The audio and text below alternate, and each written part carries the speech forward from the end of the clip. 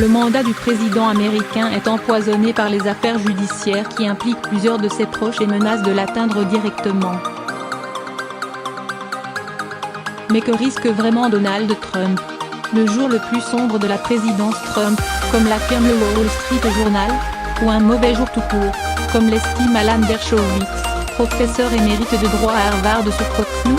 Mardi, le président américain a en tout cas essuyé un double revers judiciaire. À New York, devant un juge fédéral de Manhattan, Michael Cohen, son ex-avocat personnel, a plaidé coupable de 8 chefs d'accusation, notamment pour fraude fiscale et bancaire, et a reconnu sous serment avoir versé 130 000 et 150 000 $ à deux femmes affirmant avoir eu une liaison avec Donald Trump en échange de leur silence, et ce à la demande du candidat et avec l'intention d'influencer l'élection. Ce même jour, le tribunal d'Alexandria, près de Washington, a reconnu Paul Manafort, un ancien directeur de campagne de Donald Trump, coupable de fraude bancaire et fiscale. Une condamnation symbolique, car il s'agissait du premier procès émanant de l'enquête russe, cette tentaculaire investigation conduite par le procureur spécial Robert Mueller sur l'ingérence de la Russie dans la présidentielle de 2016 et sur des soupçons de collusion entre l'équipe de campagne de Donald Trump et le Kremlin de Vladimir Poutine. Deux coups durs pour le président américain donc. Pour autant, est-ce suffisant pour mettre le commandé in chief cas? Oh, Corentin Célin, professeur agrégé d'histoire, spécialiste de la politique américaine et co-auteur des États-Unis et le monde, de Monroe à la création de l'ONU, nous éclaire. Donald Trump peut-il être poursuivi?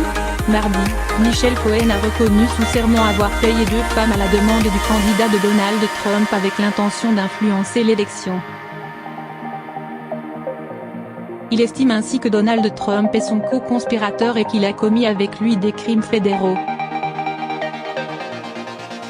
En théorie, le procureur fédéral de Manhattan pourrait alors poursuivre le président car contrairement à la France, un président des États-Unis n'a pas d'immunité judiciaire constitutionnelle. Sauf que le ministère de la Justice américain a publié 2 mémos il y a plusieurs années, qui font office de règlement interne, expliquant qu'un procureur fédéral ne devait pas poursuivre un président en fonction. D'abord car cela nuirait à l'exercice de cette fonction constitutionnelle, mais aussi parce que la Constitution américaine prévoit que si un président doit être poursuivi, c'est par la procédure politique de l'impeachment. Cette procédure d'impeachment, destitution, peut-elle être enclenchée? Il y aurait matière à impeachment car Michael Cohen accuse Donald Trump d'avoir cherché à influencer le résultat des élections en recourant à des moyens illégaux. Ce qui est suffisamment grave pour déclencher une telle procédure. Mais pour que cela se produise, il faut que l'impeachment, c'est-à-dire l'acte d'accusation, soit voté par la Chambre des représentants, l'équivalent des députés, puis dans un deuxième temps que le Sénat juge le président coupable des actes d'impeachment. En 2 siècles et demi, aucun président des États-Unis n'a jamais été destitué. En 1974, après le Watergate, Nixon avait préféré démissionner plutôt que d'être jugé coupable via cette procédure. La possibilité, dans le cas de Donald Trump, d'un impeachment est égale à 0. Ces affaires peuvent-elles nuire à Donald Trump pour les élections de mi-mandat de novembre? C'est possible, mais on ne peut présager de rien. Steve Bannon, l'ancien gourou national identitaire de Donald Trump, estime désormais que ces élections de mi-mandat vont se transformer en référendum pour ou contre l'impeachment.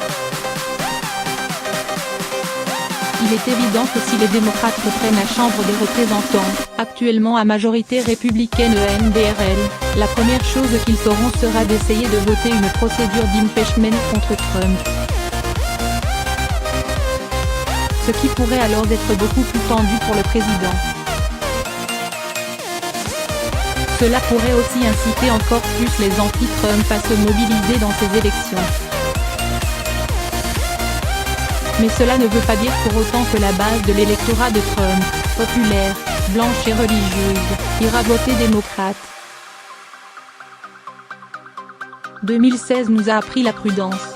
Dans l'état actuel des choses, c'est peu probable que sa base, qui s'informe sur Twitter et Fox News, ne se détourne du président. À court terme, l'affaire qui embarrasse le plus Donald Trump ne serait-elle pas la condamnation de Paul Manafort, son ancien directeur de campagne? Paul Manafort a été reconnu coupable de fraude bancaire et fiscale et il risque de dizaines d'années de prison. Cela n'a pas à voir directement avec le président américain mais c'est une victoire pour le procureur spécial Robert Mueller qui enquête sur l'ingérence de la Russie dans la présidentielle de 2016 et sur des soupçons de collusion entre l'équipe de campagne de Donald Trump et le Kremlin de Vladimir Poutine. Or cela fait plus de 6 mois, depuis que le procureur a commencé à inculper des Russes pour avoir mené des actions de déstabilisation électorale sur Twitter, que Donald Trump pogne sur Robert Mueller. Son argument central est de dire que l'enquête est à charge, qu'il n'y a aucune réalité, que c'est du vent. Sauf qu'un jury populaire, c'est-à-dire des citoyens américains, vient de reconnaître la culpabilité de Paul Manafort et donc la légitimité de cette enquête. Donald Trump ne peut ainsi plus continuer à dire qu'il s'agit d'un complot des juges. En effet, on peut difficilement imaginer que des jurés soient impliqués dans une telle conspiration. Donald Trump perd un argument de poids. Il pourra beaucoup plus difficilement présenter l'enquête comme il veut. La marge de Trump pour délégitimer le procureur est beaucoup plus limitée. L'autre problème de Donald Trump est de savoir ce que va désormais faire Paul Manafort. Il a deux options s'il veut éviter de passer des dizaines d'années derrière les barreaux. Il peut passer un accord avec Donald Trump, afin que celui-ci le pardonne l'équivalent d'une grâce en France.